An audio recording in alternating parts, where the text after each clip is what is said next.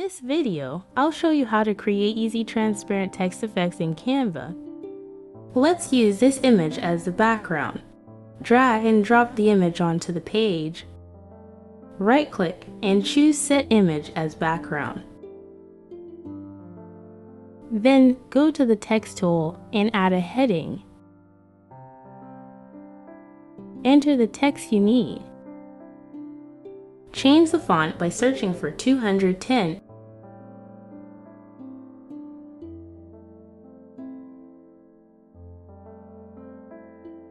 And scrolling to the bottom to select this font.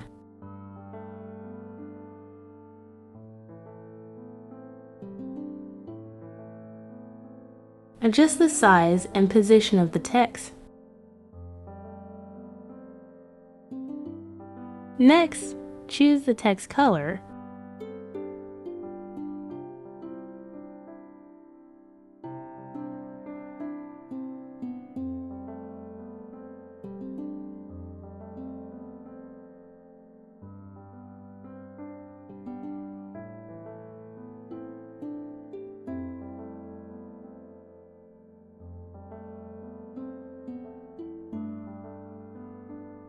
That's it.